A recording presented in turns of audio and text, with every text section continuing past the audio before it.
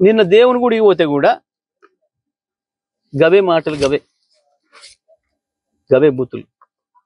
ఎక్కడ ఉన్నానన్న సోయే లేదు, బళ్ళే ఉన్నా గుళ్ళే ఉన్నా సోయి కూడా లేకుండా ముఖ్యమంత్రి గంత నీచంగా దిగజారి మాట్లాడుతున్నాడు గదా. నువ్వు మాట్లాడే మాట అవి మాట్లాడడానికి నువ్వు ముఖ్యమంత్రి కావాలనా?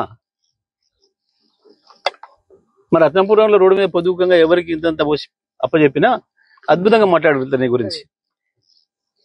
గురించి అంతకంటే గొప్పగా మాట్లాడతారు. అవి కావు కదా మన స్థాయిలో ఉన్న వాళ్ళని చేయాల్సింది. తప్పుడు మాటలు, తప్పుడు వ్యవహారాలు,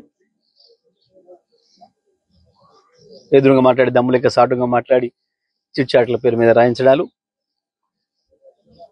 నీకు వంత కొట్టే కొంతమంది భజన పరులు, నీ స్లాటర్ హౌస్ ఓనర్లు,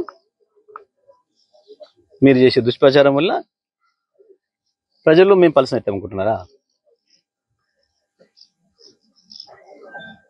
నేను మొన్ననే చెప్పిన, ఢిల్లీలో చీకటి ఒప్పందం జరిగిన రోజు తెల్లవారు చెప్పిన నేను, నీ భాగవతం బయట పెట్టినా ఇక ఇవాళ మళ్ళీ మొదలు పెడతాడు. మళ్ళీ ఏదో కేసీఆర్ మీద, కేటీఆర్ మీద ఈ కేసు, ఆ కేసు, ఈడీలు, ఏసీబీలు అని మాట్లాడతాడు. మళ్ళీ అవే చెత్త మాటలతోని ఇంత పెద్దగా తాటికాయలంతా రాయించి ప్రజల్ని మభ్యపెట్టే ప్రయత్నం చేస్తాడు. అనేదే జరిగింది సాయంత్రం వరకు.